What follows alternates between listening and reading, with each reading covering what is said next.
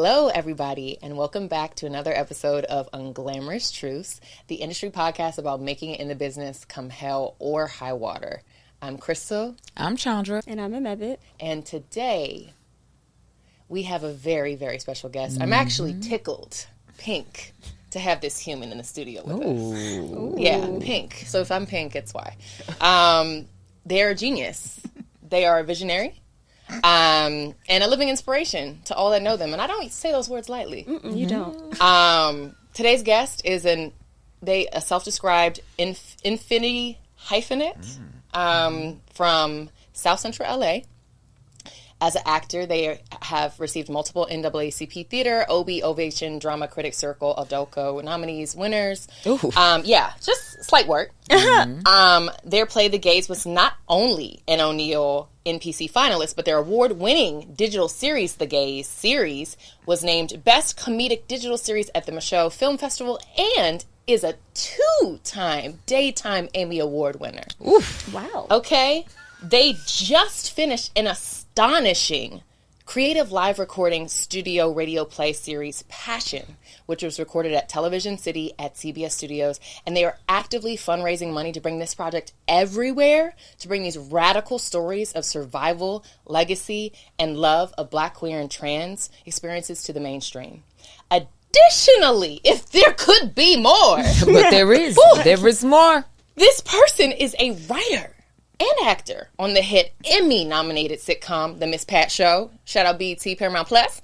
And they are now acting as Rick James in the TV show Hotel Cocaine. Okay. Welcome, the one, the rare, the only Larry Powell in the building, ladies. Thank you.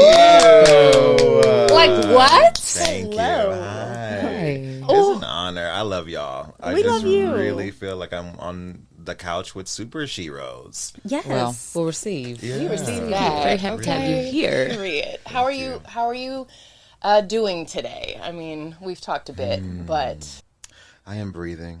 Yeah. that's fair. Yeah, I'm grateful. I'm centering the ever-present need and urgent call to protect Black women. To say her name, Sonia Massey, and all of the names of those Black and trans humans and so many people who we don't even know their names. Yeah. So we can't even say them. Yeah. But we know that they're happening. Yes. So I'm just in that space, but I'm also in a space of gratitude. Yeah. So thank you. Yeah, definitely. Well, we are going to kick off today's episode with a kickoff question. You know, get a little light in here. So this is today's question. You get to sit down with one legendary movie star, and by magic, their PR agent was like, you can spill the tea today. You can say whatever you want, okay? No NDAs needed. So between Denzel, however you want to say it, Whoopi, and then I just randomly threw in Nicole Kidman. Okay. Which out of these three would you want to go to lunch with and get all the secrets? And then my part two of the question is, what sort of burning question would you ask them? Oh. So while you muse on that, I have thought about this, and for me, it would definitely be Whoopi. As y'all know, the legend, the icon, and I would really want to take her to lunch and be like, "Bitch, okay." Oda Mae, let's talk about her. Oda Mae and Ghost. Do you have some psychics running up and down your bloodline? Because truly, it feels real. It's giving real, and I need to know what sort of improv you did to get into this character, because the way her eyes were just popping out looking at Demi Moore in that psychic scene when she really first sees the ghost, and she's like, wait, what the fuck? Might be my favorite piece of comedic cinema, like, ever. And I would just want to, like, talk to her about, like, what's your process? Like, how did you get in prepared for that? So, yeah. And then also any secrets. But, yeah. It's just like a tricky question because you're like, oh, you can get this tea, so then automatically you want to like go for something gossipy that you can't get anywhere else. Exactly. But like, yeah, it could be just whatever. But that's not really how I'd want to spend my time with the legend, getting their gossip. No, because that's immediately what I thought. Immediately, I was like, oh, Denzel, and then I was like, hold up, let's be strategic here. Yeah, right. Okay. Yes. Not that he has a million things to offer me, but I'm gonna choose Whoopi as well. Yeah, because she's a black woman, and I want to know what is the secret to breaking out as a black woman in this industry, because it is extremely tough. I feel like black women have it the absolute hardest, and as an icon, she must have so much great advice. Yeah, I'm gonna choose Denzel, and then I want him. I feel like he is such a physical presence, and I feel like in any room he is in, he like takes up the space in a very particular way. And I just want him to show me how he does it, because then I want to emulate it. Obviously, I will, make it my own. But yeah, I just want to know how he does it. There are also like a million like AI Denzels on TikTok. Yes, I always see them giving speeches. Yes, that they give like motivational speeches, and they motivate. They really They do. really motivate. Using his voice? And it sounds just like him. And maybe the first dozen I've heard, I was like, Denzel has done a lot of speaking in his life. Like, these are such great clips. And then after a while, I was like, there's absolutely no way. Absolutely no way. Because a lot of it is also like dating, and I'm like, there's no way. He is with Pauletta. Like, we ain't talking about this forever and ever and ever. Oh, but AI Denzel. Why I hate AI. Okay. But I'm saying, if you can't get to the real one, you can settle for it. No, I choose when I drop a gem. Not no fake ass motherfucker pretending to be me anyway. Larry. No, I'm saying, if you can't get to the real him, you can go to TikTok and get the fake him. Yeah. And so, wish fulfilled. Also, Denzel, if you are listening to this, they are faking you on the internet. Yeah, so bro, please. You should maybe go do get something some money about it. And he don't seem like he play about his coins. So No. I hope he goes and collects for the equalizer. He gonna leave here with something. Period. Yep. All right. So you. So you sent me the question beforehand, and I was like, who would I choose? And I was gonna choose Whoopi, and I was gonna go to Oda Mae Brown. So I was already. So now I'm like, okay, interesting. Let me choose something else. You don't have to. Well, because but I mean, like Whoopi. Stand on business. Yeah, stand on business. It was definitely Whoopi. It's gonna be Whoopi. I mean, I think that I've been listening to Whoopi's one person show. And the live album of it all, and like the way in which she pioneered so much, like just do it yourself. She just did that, and she was in a small theater downtown, and Mike Nichols and some other people were like, "Oh my God, like what are you doing? Like let's put this on Broadway." I'm like always wanting that to happen to me. Yes. But I'm interested to, I think I would ask her, how does she maintain such a sense of agency, even in that experience of like white saviorship happening to her. Maybe she doesn't see it like that, or maybe it's like, I'm always like, I want somebody to come discover me or save me or, and so I would just wonder.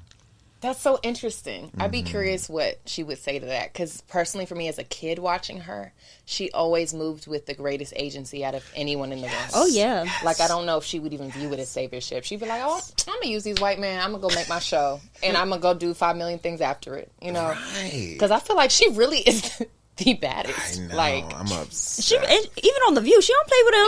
No, she don't play with him. She is okay with being on a lonely island with her opinion. Like, okay, all y'all on that page, I'm on this one. Period. And that's why I'm here.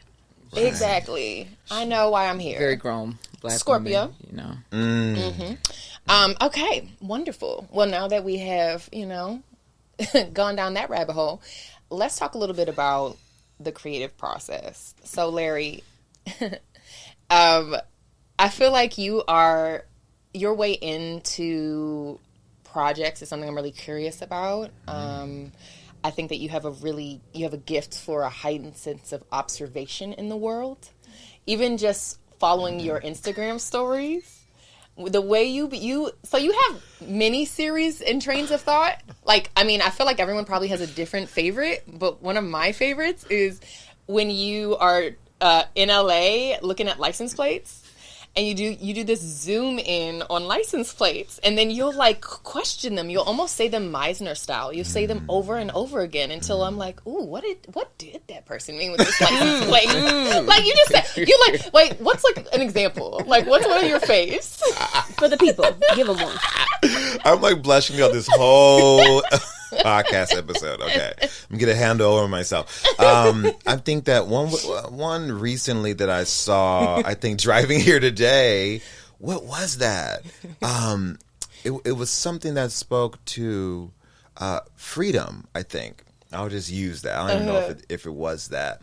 But sometimes people, no, it was like asker. It was like something they used letters and words and letters and numbers to like, you know, make up words that they can't spell out on the license plate. And I'm always interested in how someone arrived at that and also what it is saying to me. Because honestly, like once you understand that your life, you are creating it, even if as you know, that you also are connected to a source or God or whatever you think. I believe that you know that you are in a process of co-creation and you have agency, like what we're talking about, like agency, like, yeah, I'm a baby, and my mom is there, but like I also am a human. I also have a life. And so we're working on this walking thing together. And so I think that the universe sends signs at every turn.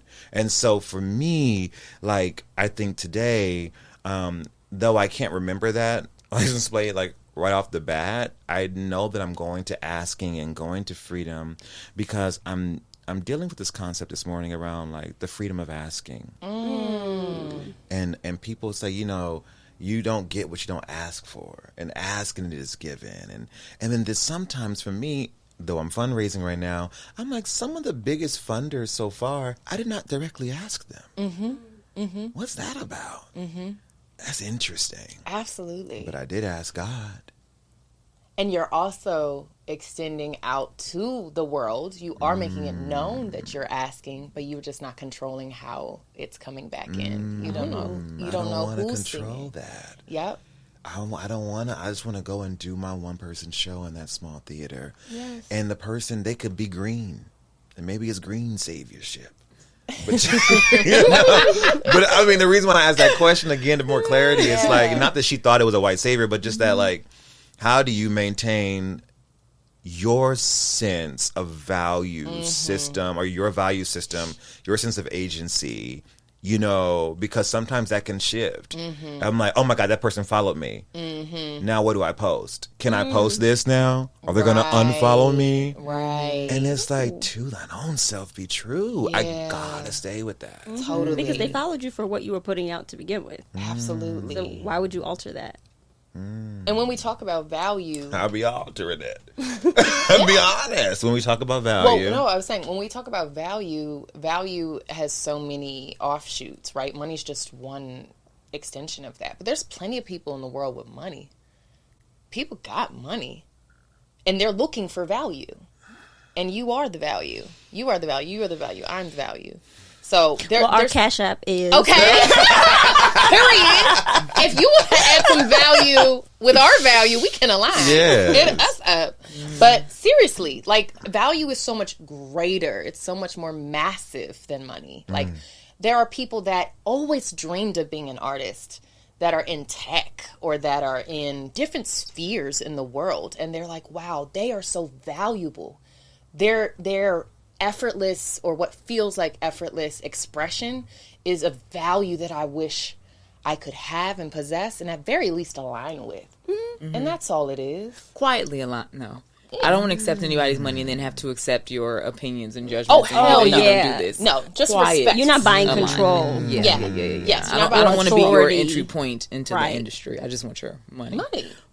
And that's sometimes it's admiration. It's It's like respect. It's my like, truth. off of the people that like, you know, originally wanted to be artists. It's like you're living the dream that they abandoned. And so it's like, how can I help you see that one through? Exactly. And they get to be a part of your world, and that's valuable.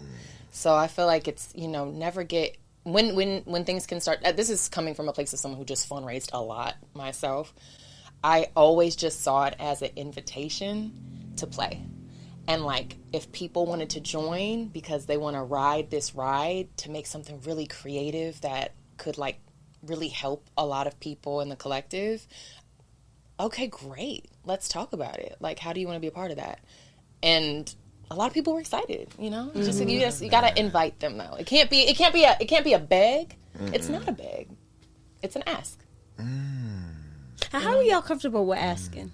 Like, is that something You've that comes really been on this. No, actually, I haven't. It literally just came to me because, like, I think asking for help is probably one of my least strongest traits. So, for those that have that as a strong trait, like, talk that through.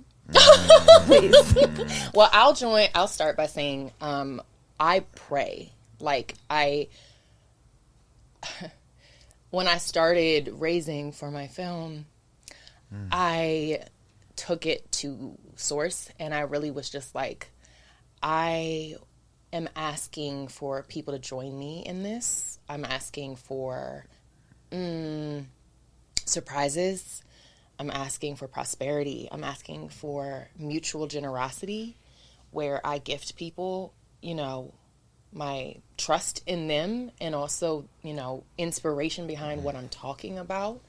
And I literally said every day, God, like, angels, this is my angel ask. I'm asking for angels. I don't know how they'll show up, but I receive them. Like, I'm really ready to receive angels in every form and fashion. I can't control what that looks like.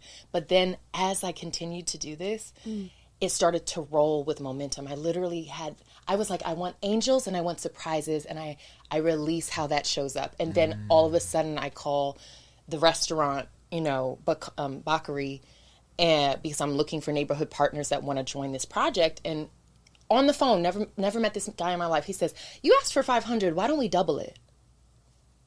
He said, what else do you need? I love film. I used to do film. I wish I could be a part of it. What else do you need?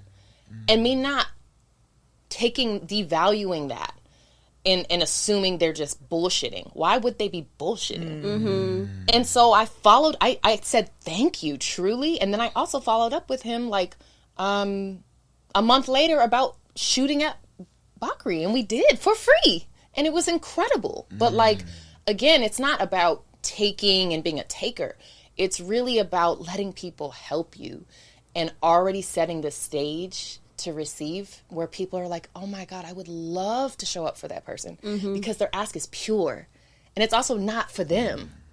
It's really not. It's like a more of a mission-based thing of like, this is something that, like, my film is about mental health. So like, everyone needs that right now. Everyone is struggling, right? I'm like, I literally just would tell people, this is about burning down adult autopilot. I think each one of us has an aspect of that in their life, that where some shit needs to be set on fire.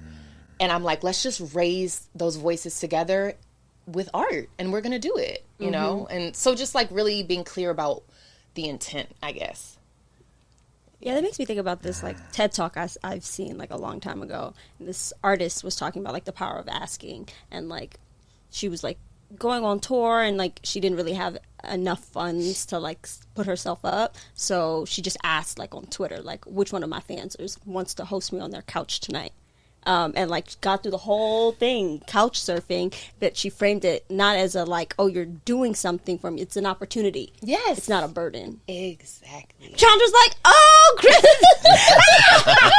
She's like, manipulation. Sure, no. I'm also just worried about her safety. No. I'm tickled too. Allow me to be tickled, but go ahead, carry on. Oh, wow. What about you, Larry? Oh my God. I was like welling up as well. I think that what comes up for me is that something I've been dealing with this morning as I'm processing all of this, is that I'm honoring what comes up, tell the truth about what comes up. I mean, of course, I'm on the Unglamorous Truths podcast today because I think it's about that. I was listening my Coach Val J on Instagram, who is someone that has blessed me tremendously. And you know, I was listening to a recent talk, a teaching on telling the truth, and I have been dealing with that. And what I realized is that I am a recipient of a lot of scholarships. My mom, single mom of 3, you know, I went to a school right up the street, Oakwood School, private school, 7th to 12th grade. I was there with a lot of kids, mostly Jewish, who were affluent and connected and all up and through this industry, their parents, right? I went to that kind of a school and then continue on to Carnegie Mellon, and the same sort of thing was happening there.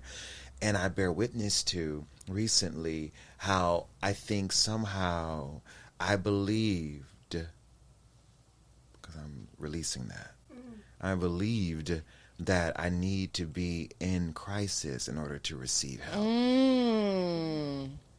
I believe that I need to be a single mom of 3. I believed that I need to be, I don't have nothing. Yes. So, you know, and it's not begging. It's like literally, that's how I've received so much. And I have been worthy and of all those things. Yes. And sometimes more gifted than those who could pay for it. Period. Not to like be a competition, but to speak on the real. Most times us black students, black queer, especially those who are living in that liminal space, I'm not even going to talk about the black women, but it's like, it's just like we are always having to overachieve to even to say that we belong. Period. You know, and keep the scholarship. And then my mom couldn't ever get the full rides because she had a job. Totally. And she would always have to deal with that burden. And so it's interesting for me to be letting that go and just to say, like, Larry, look at all you've created. You finished all those programs. I think I'm one of the first ones of a commission that I got who finished their play. And this is what I'm doing with the play. Like amazing things. Like, you know what I mean? And I'm sitting here like, can someone help us? Right. But then I'm like, okay, well then what can I do to make my own money then? Because because I think also what it comes down to is, yes, you're inviting people to play, but for me, I don't believe that people want to come play with me. Well, that's the work. I'm going to be unpacking that all week. Thank you for keeping me busy. Because I've been sitting here like, what? Yeah. I'm going to have to run it back sentence by sentence. No, truly. Like, well, you know. But I think there has to be a space for both. Like, I am just a get it out the mud. Like, I bet on myself. That's my energy. Let me figure out how I can go get the money. Like, because I trust in that. I trust if I decide I need to make this amount to do this, I'm gonna get it. You know. So I think there's like space for both. Yes. And adding to that, I think that an ask doesn't have to be from this like nonprofit point of view. I've had the privilege in the last year or so to really start to be around people about their business. Well, they always ask for money, right? For everything. And the thing is that the mindset is different. When you ask from a business mindset, you're asking for capital. So you have an ask with a return for someone, right? And the return in art could look like many different things.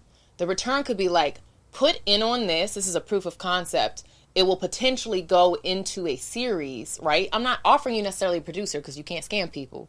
But what you can do is say, you care about what this series would be about, right? Like, for example, my show idea is set in D.C. I talked to a lot of people back home that were like, the first real black show set in D.C.? Let me connect you to the D.C. mayor's office. Like, how are we doing this? People are about their business. If you can find a shared interest, that's actually a business perspective. It's like I said, it's throw the begging out the window. You're offering an actual value. And I think that men normalize this. And it's something that I didn't realize for a long time because we're not taught this in the same way if we're not in these circles. But for me, I realized when I got together with certain men for like business meetings, the way that they effortlessly were like, oh, so how much capital are you looking for? And it's normal. It's not weird. It's not shaming. Oh, you beg. No. What are you looking for? Let me tell you what I'm looking for. Can we work together? That's a mindset shift as well. And I love this. It's very important. I think that's so great. And I think that I don't want to misrepresent myself. Yeah. I am gifted at raising money. I am gifted at clearly a lot. You manifest, yes. But I'm a manifester, and I receive everything that is being said in this space. And I do think that when I bear witness to my mask privilege and that way I can present, but it's not how I feel on the inside. Unfortunately, really being in a non-binary space, it's hard because I'm not like showing up in drag. You know what I mean? I'm not like, but I'm like, it's not giving that on the inside. Yeah. So you're expecting me while I'm meeting with a brother, you know, who is like broing me to oblivion. I can't even think because it's like he done taught me king too many times. I'm like, bitch, no, it's not giving that. Stop. You know, I'm stuck on the last king. You know, I'm stuck on the last king. You know, and it's just like, you know, but being able then but then the risk of being open about that. Like, boss. And I'm like, why are you calling me boss so much? Don't call me boss. And then he's like, you ain't a boss? I mean, I can call a woman. You don't think women are bosses? And I'm like, yeah, but you won't call Crystal boss when she comes in. And it's that I'm talking about. That's in the way. And I also want to speak to this unglamorous truth that in this world, in this industry, and in these streets socially, it can be difficult to believe that people will come and play with you. It can be difficult to believe that people will still put in, or even if it is about the capital and all that kind of stuff, because everyone's so about who am I associating with still. And I think that I have to always remember that it's not the humans for me. It's going to be source. It's going to be our divine creator, the universe, the magic, the whatever, life. Like, it's going to be that. It's always been that. It wasn't a social circle that got me into Oakwood as a kid. It wasn't a social circle that, like, kept me safe in that drive-by or got me into Carnegie Mellon or got me into, you know, my first show in New York City or to meet all of y'all, like, you know. But I do think it can be difficult the deeper you go, the higher you rise, because it can really feel like, well, you don't want to mess up that relationship. You don't want to mess up that relationship. You don't want to ask for too much. You don't want to And so it's like, but then you just told me just to go out and ask for people. But then I'm like asking my network. But my network are these people now. And so it's like, and I'm realizing, and I want to say to you, I don't know which camera to look at right now. But about 5 cameras up in here, child. I'm obsessed with it. But no, I want to tell you that, like, you know, ask for what you need and want, because those are 2 different things, but you can ask for either and both from who is around you. Like, who you have a connection to, just go and do it because they did it. And people are going to sell you, like Viola loves to say, the bill of goods, you know? But they sell us these bill of goods that just truly aren't it's not what it's giving. What it's giving is who is insane enough to ask the person they need to ask for what they need to ask for to receive the insanity back at them, which is often like, whoa, that amount of money, or oh, that space, or oh, that connection. Now, do y'all think that people of color, or like just minorities in general, are held to a higher standard when it comes to the burden of like responsibility when it comes to producing a return? Because a man, particularly a white man, could like buy a company, run it to the ground, and be like, oh, well, move on to the next. And no one ever like holds them accountable. It's like, well, they had the audacity, they tried the thing didn't work. All things don't work, but you get to try again. But like if you black, it'd be like, of course, black people can't fail in anything. Yeah, it's like, oh, you how you gonna do that? All these people money, who you think you are? Ooh, I deal with this. That's good. I deal with that too. Yes, the answer is yes. Like you're not afforded the same level of audacity or failure. Yeah. But we have to transcend that because it is a lie. That's what I'm speaking to. It's a lie. It is real. There can be real consequences and all those things, but those are also illusory, whatever the word is. I think those are illusions because, you know, it is about the delusion. It is about the delusion aspect and being delulu, like they like to say, the kids like to say nowadays. And I think it's important to be delusion in your faith and in your tenacity and to rely on your resilience and to lean into that spirit of resiliency, because I think that that's what it's really about. I feel like I'm talking to question. You know what? I was literally sitting here thinking. I was like, "This is probably the littlest I've ever talked on a podcast episode because I don't want to. I just want to listen to you talk. I don't want to speak at all. I'm just enjoying it. Now this is really off. Period. But it's just been on my heart. When you were a little kid, did everybody think you were going to be a pastor? Oh my God! Did they? Yes, my little nickname was Preacher Man. Yeah, I knew it. Mm-hmm. Yes, my father's a pastor. I grew up in the church, and I could see it. I was like, "Oh, I know. You got the gift. Oh, I know." I said, "Oh, we were waiting. We were waiting for this one to be in the pulpit." Okay, and you are, but in a different way. You're like, I'm trigured now. No, but yeah, I can't run from it everywhere I go. If you were a white man, you'd start your own church. Sure would. You sure wouldn't be worried about money then. Okay. Well, talk to us about the Passion Project, and also the Powell Arts House and all of the things you've got going on right now. What's the vision for the next few months to a year? My mission really is to make sure that Black, queer, and or trans and gender nonconforming voices, stories, and lives are heard, felt, seen, experienced. I call passion survival source material for the betterment and preservation of our people. Now, our people means those that I just mentioned, but it's all of us, because we are all connected in this family of the cosmic people that I think we're all like working to build and reach towards and like experience together. And so I start off with 3 of my plays, and I use my plays just to found the motto in my voice, because so often I just really push myself to the side, and I will fight for somebody else but not fight for myself. And God blessed me with these stories and these experiences and these gifts, and so I'm just saying, okay, well, if it fails, it'll at least fail with my works. You know what I mean? And this guy, but it won't fail, because I'm sticking my courage to the sticking place, right? I'm kind of misquoting Shakespeare there, but I feel like Passion, what we did at Television City, which is not a place that I had a relationship with before the month that we did this in. How did that happen? It through a friend from New York City. And, he was like, I helped him, I served, and I poured into his project.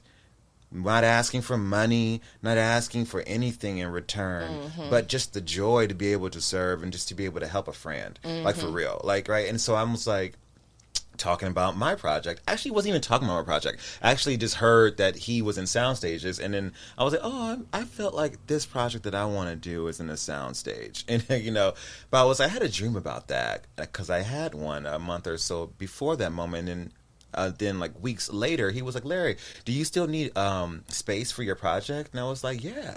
And then he connected me. And then it fell through. Then it came back. And then it worked out. And all of a sudden, over the course of 3 nights, me and a 98% Black and queer crew and cast were creating these stories for a community. 100 people came per night, and it was in that legendary Television City. We're like walking past Young and the Restless and Bold and the Beautiful, and like across from where the dance show was, and American Idol was over there, and they're telling us all of these like these points of history in the space. But for me as an Angelino, it's this big, huge like castle that I was never able to go in to, except for at an audition, maybe. And so just to go in and out of that space, to invite community in that space, to hear our stories and to see themselves was truly earth-shattering. But it was very, very encouraging. And so looking to just secure the capital and to continue to be able to pay the artists that came in and with a full heart and served on this piece, and to make it into a thing that will, garner us more Emmys. And with the radio play aspect and recording it, right, live, where do you see that going? Where do you want that to land? What's the goal? That's the thing. I want it to land in the ears of those who need it most, like that kid in the middle of the country that doesn't have a theater to really go to, doesn't have us, It's also a way for them to be connected to a community and a network, to know that they are not alone with social media so present in our day-to-day experience. So having that live on a service or on a channel, like that is in the podcast space for sure. But I really, again, I've been listening to Whoopi's album because it's like, that's how I want to lay it out, right? That's how I am laying it out. Like a scene is a track. A scene is a monologue is like, I love that interlude, but it's a monologue, it's a play, and you can go and listen to it as such. Yeah. And then we also had like 5 cameras, so we are going to visually make it something really dope to watch online as well.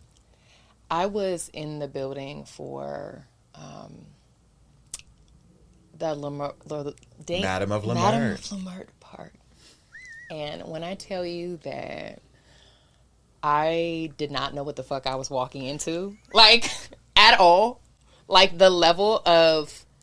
I'm still sitting with it. It's still in my body because it was so beautifully ratchet. It was so beautifully ratchet and also poetry. Like, you created a new genre. It's ratchet poetry. Like, it's fucking beautiful. Like, it's stunning. And the way DeVere closed that out, I was like, oh, this isn't theater. Like, this is a divine experience. Like, something changed in me. Like, it's absolutely the best thing I've seen in maybe years. So I'm just so grateful you're getting it out and you're telling your story, and you are powerfully putting yourself as the subject in the center of all of it. I think that's what we are all here to do. And it's crazy because it's not with ego. It's not like I want to be the star. I want to be fucking, I don't know, J-Lo or some shit. You know what I mean? What? It's just like, I don't know. I was not trying to come from Beyonce, so I was like, J-Lo? But like it's literally of service. It's like, you're being used because you're a fucking vessel and you're a channel, and that's different. That's different than being like, I want the accolades and I want all the eyes on me. I feel like you low-key don't even want them. You be like, child, because I saw you in the back. You was like this. You weren't, because he wasn't in the play. But you were watching it like this, and you looked slightly nervous and slightly like, I'm just here.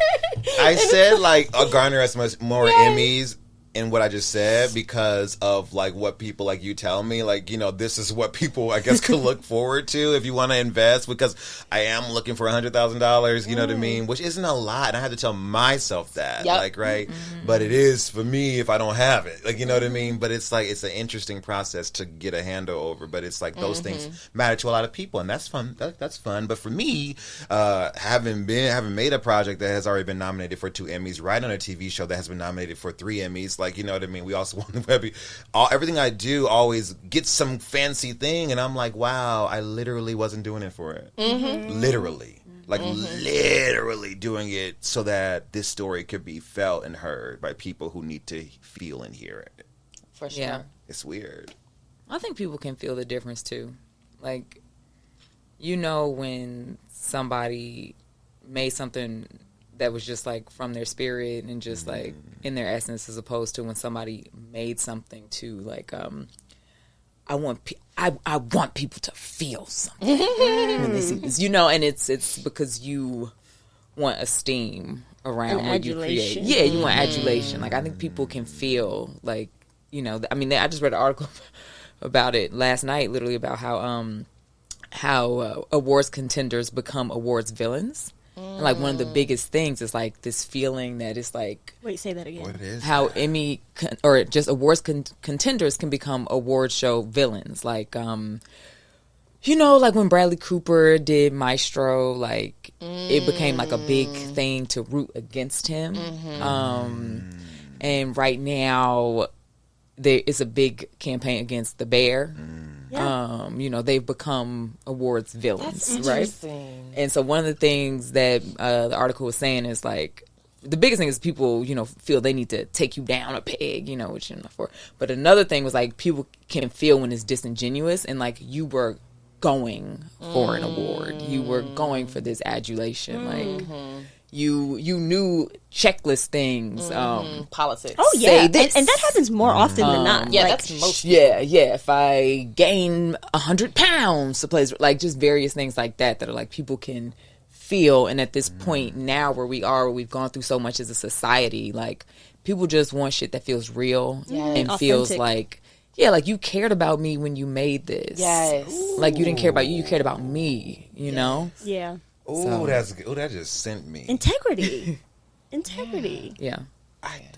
Ooh, that just really rocked me. Well, I did not know you cared about me when you made this. Yeah. I do. Yeah. I care about my Uncle Arthur who started those parties in his backyard in Leimert Park. And I care about the fact that I basically got sober there, you know, wasn't, then experienced the things I experienced, but gained the mentors I gained in that space. And there's a lost generation because of the HIV and AIDS crisis. We don't have a blueprint. So when me and my brother DeVere go through something, we don't even know, you know, there's people that we don't know how to the elders conflict resolution. We don't have those kinds of trainings that are embedded in the community. You can go and learn online and all that kind of stuff, which is also great, but I think there's some ways we learn just in community from elders that we just don't have. Yeah. And like what that you care for me, I think really solidifies a feeling that I have had for a very long time over, because you guys know, like when I watch something and it's like, I always have like, but why was this your story? Like, I feel like it's just rage bait. Yeah, it was well done, but like, why was this your story? And I think the missing link was like, I didn't feel cared for in watching this. Like, I left this in shambles. And I know that was your intention and you wanted something that was a conversation starter, but what kind of conversation are you trying to fucking start? Right. I've been reaching out. I know we have to move on, but that's why I've been reaching out to certain people who are parents of people who are queer, trans, or not conforming, and I've been asking friends to like put me in front of or connect me with the people, and I have been coming up against, which I do understand both sides, but I've been coming up against like, well, I don't ask that person for things, or I don't want to put business where there's personal connection, and I get that, but I'm like, but this is about something that concerns their child, and I don't understand how to really center that and convince people of that. And I guess it's not my business to, but it's just, it makes me think about that when you say that, because the work really is about survival source material. Yeah, and it's interesting. I actually wanted to speak about survival. So like in a space where we all exist in communities where survival is often a huge topic of conversation, something you have to focus on, something you have to prioritize, right? But like, even with you naming these things, survival source materials, like, where do you see us as Black artists, Black queer artists, all of that, going in the future that is outside of the scope of survival? Like, what do you envision beyond survival? Because we are always at the forefront of every revolution and movement. We are there at the civil rights movement with Bayard Rustin. We are there with Marsha P. Johnson. We are there. I mean, the list goes on. And we are still here. I believe that we have been envisioning the land that we are reaching towards, like that land of pure liberation and equity and security and belonging and togetherness and radical community and authenticity and care. And I believe that that's where we are. I believe that we have been sent from there to now. And so when you ask me, where do you see us and where do we, all that visioning, I believe that we are the vision from then, now. And ancestors are past, present, and future. And I believe there is a space that we hold. I know that can feel like very spiritual, but there's a space that we hold that is existing on multiple timelines. And that is because we have to breathe the air from there to be able to continue to survive here. To be able to pull us all to a space where we can thrive. Because it's not just about survival. It is about surthrival. Yeah. It is about us thriving. Survival. You know what I mean? And so I believe, like, because, stories are about, conflict is crack. You know what I mean? So it's like, well, if I don't have the trauma, like, what's the story going to be about? You know what I mean? If it's not rage bait, what's the story going to be about? And it's like, it could be about maybe how we thought we needed that. And figured out we didn't. And somehow found more love there. Also, can we just like normalize it? It's okay to be spiritual. I feel like, right? Yeah, like I feel like it's always like a disclaimer. In Hollywood, it's like it is.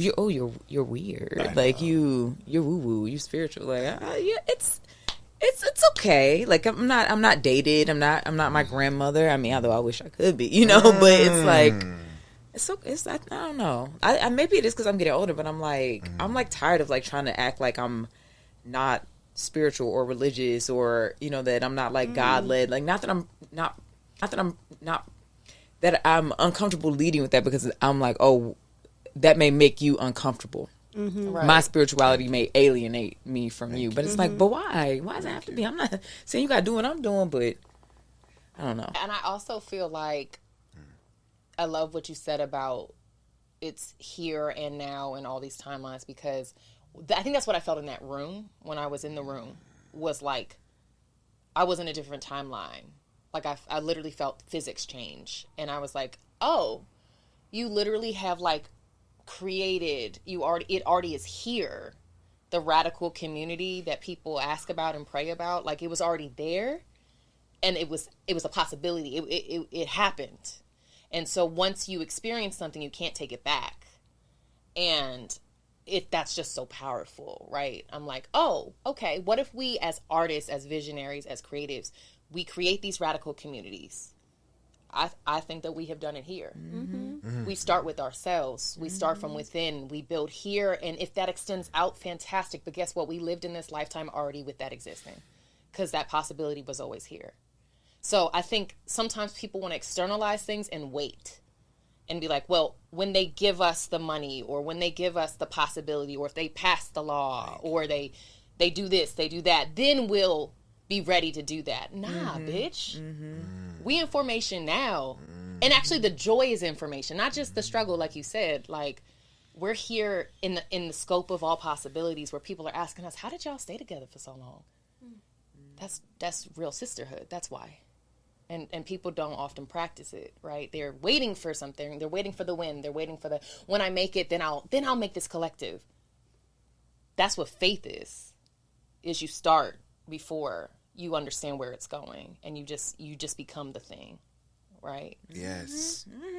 So yeah, that's powerful. Woof. Well, it's Sunday. We recorded on a Sunday. Okay. We in church. I just thought that. This is the first Sunday we've ever recorded. Okay. Oh, wow. So fitting you kicked us off, but we will move on. So we're transitioning to a segment called Bootleg Fabulous, where we talk about tips and tricks for life hacks, how to do things for the free or for the low. And today my question is actually mainly towards Larry, but for all of us. Okay. What tips do you have for an artist that wants to be bi-coastal? Because your ass be in New York one day, then you be in LA, then you be God knows where. Like, yeah. I feel like I've just seen you fly and flitter across time, and I'm just like, do you just have really good friends that give you couches? Like, what's the life hack here? Like, I call myself coastal non-binary because I'll be like in Atlanta, New Orleans, like New York, and LA. Yeah, it is. I think it is friends. It is community, but it also is like once a human came back and said that we were needed in Louisville, Kentucky. For Breonna Taylor and for protesting for justice for Breonna Taylor with Until Freedom and all the other grassroots amazing, organizers there. I didn't wonder how I was going to be housed. I just used the unemployment that I had in 2020 somehow and bought my airplane ticket. And I got off that plane and went straight to a march and went straight to a protest. And then while I was there, allowed community to show up. And I think it's allowing people to help you, which is very hard for me because I don't want to always feel like a charity case. But it's like, it's just asking, you got to like hit up your community. Like, don't be afraid to post on, social media that you're here in the city looking for a place, if somebody like taps in and say, "Oh my gosh, you here? Let's meet up." Yeah, I'm here. And also, do you need it? And that's how you find it. Oh. Yeah. Mm-hmm. And then you find the good ones that you know has an extra room, and then you just keep asking them, "Is it open?" And usually people who let you do it one time are people who understand the journey, and so you can ask them again. I would add to that because I have, from all the different eras in life, from when I lived in New York, obviously, for over 10 years, like, it's so funny because I have a group chat with people that lived in New York with me during this period of time, like that, was there for this long period of time. Now, no one lives there anymore. But we all remember that time together. And so we almost have become this resource chat where if people are like, "Oh, I'm in LA. Chris, can I stay with you?" Or like one person from that chat is still in New York. So like they're now the like, go stay with Nilla. Like, or whatever. You know what I mean? Or if someone's like, "Oh, I'm in Chicago," or I'm in Minnesota. Like, I think the life hack for me is reciprocity. Right? So like, obviously not to the world, but to a community of people that I trust and love and have poured into, you can absolutely stay with me. You know what I mean? When you're in LA. I need to say something about that. Yeah. Because I love you saying not to the world, because I have experienced being reciprocal to just anyone, and how that really hasn't been good for me sometimes. And maybe I was on the opposite side of that to another person before, because there has been a couple of times where I've showed up in a way that is lesser than where I am now. And so I just really think the life hack is be conscious and aware of which version of you are you letting into your space. What are they about? What are they trying to do with their life? And what do they have in place? Where can you see? Where are they vibrating? Because they're going to show you. Yeah, I think really and truthfully, this is not really the thing, but just even as we had this whole conversation about fundraising, whatever, I think before asks, you need to have that conversation with yourself before you ask about where you are. Because as a person who receives many asks, it's always like, I'm down, but I'm not going to fund you forever. And then if I'm consistently giving and then you not showing up and being a person you said you was going to be, putting out the product you was going to put out, like, that's where we're not meeting there. Like, and it feels like you're not setting intention for yourself. It changes the way people want to give. And, I know for me, it will put you on a list of, you can ask, but you will not be receiving from me because you play with it. So I think in asks, check your shit first. Get it pure, get it proper. And then don't go over there with no foolishness, okay? Chandra Russell ain't gonna have it. No. Not at this age. She'll put not you on at a this no-fly age. list. And it's not personal. It's not personal, but it's just. But you will be on that no-fly list. It's not personal. I got personal. 2 kids, baby. Yeah. My resources, I have to think them through. Absolutely. And you're not one of them. And not just my time, talent, possessions, everything. So, yeah. I remember you said you're not one of them. Yeah, I heard that too. That's my You're not one PR. of No, them. you might be. You might be one of them. Do you have any tips about traveling? Oh, I have nothing to offer to that. Okay. No. That's Bi-coastal, never did it. Not my bag. Nothing to offer to that. But before we do wrap this up, is there anything that you'd like to promote? Anything that you'd like to ask? This is your moment. Go crazy. I would like to ask all of you to continue to support these incredible sisters here, and to continue to promote this work, to share this, literally share it with communities and networks that you may have, and find ways to serve. That's all. Beautiful. Thank you. Not that y'all are asking for that, but I'm just saying that's what I'm really moved to. Thank you. We received that. We received it. Yes. And with that, we are going to wrap it up. This has been Unglamorous Truths. Thank you for joining us. My name is Crystal, and you can find me on Instagram at _Chris. I'm Chandra. You can find me at Chani. I'm Emebit. You can find me at Emebit Bayene. And I'm Larry Powell, and you can find me at the Powell of Love. And we are Unglamorous Truths. You can find us at Unglamorous Truths, and you can stream the podcast wherever you find yours. Beautiful. Bye.